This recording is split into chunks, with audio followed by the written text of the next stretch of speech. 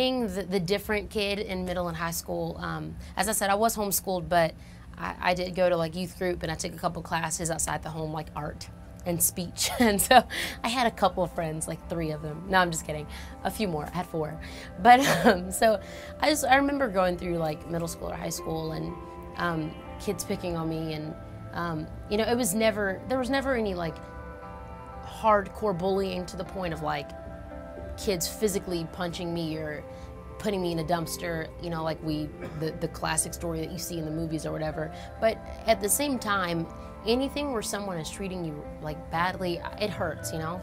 And I remember one particular time where I have a twitch where, and I don't really do it anymore, but going through high school, all my twitches were a lot worse. And I would hit my chest all the time, just kind of like that. And it was pretty annoying and pretty frustrating, but my family was very used to it.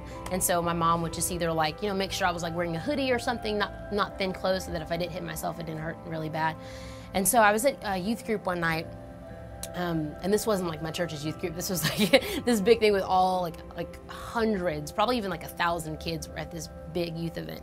And I saw this guy there that I had this huge crush on, and I was in like 9th or 10th grade, so I was kind of a nerd. So by 10th grade I was like 13, so I just become a teenager, and I had the hugest crush on this kid, and I saw him from across the room, and I'm like twitching because I'm nervous and like trying to go see him. And then the closer I get to him, I saw that he and his friends were they were like making themselves slobber at the mouth.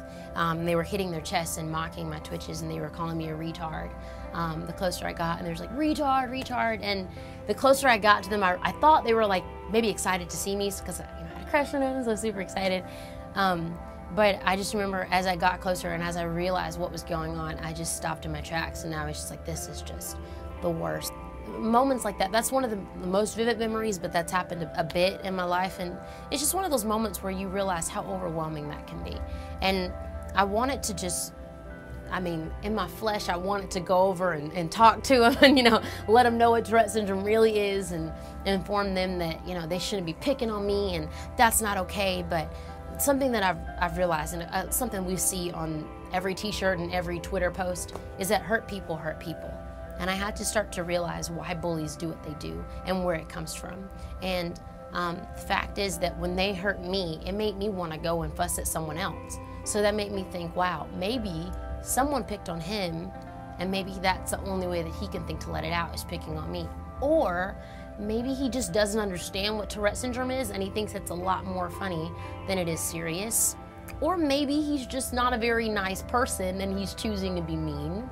But no matter which one no matter what his reasoning behind it, and no matter what anyone's reasoning behind bullying is, the thing is, when you're the one being bullied, you just have to go back to that thing is, it doesn't matter, you know, who you are, it just matters whose you are. Find your identity in Christ, not what other people say about you, not how other people talk about you, not what billboards say you should look like, not what MTV and BET and Disney Channel says your eyeshadow should look like or your hair should look like.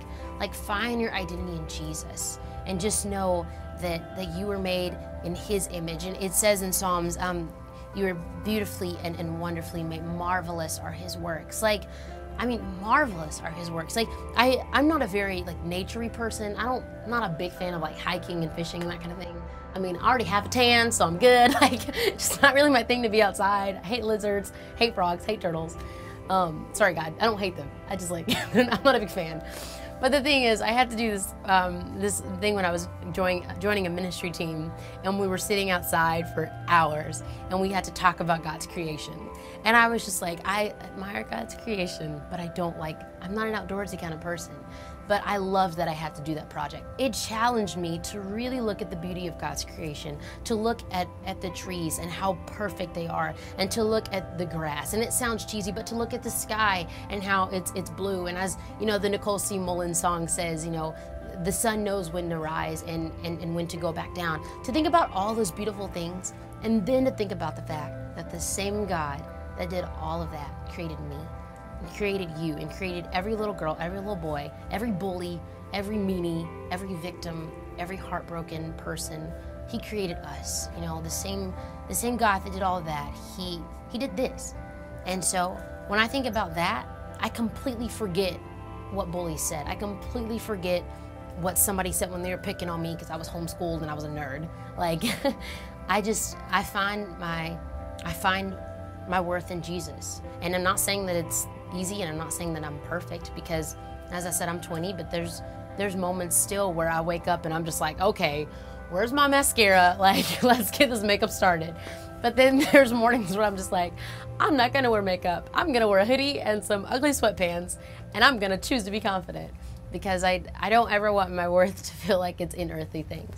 I just want to, even if it's a challenge, to just know that my worth is in none else but Jesus.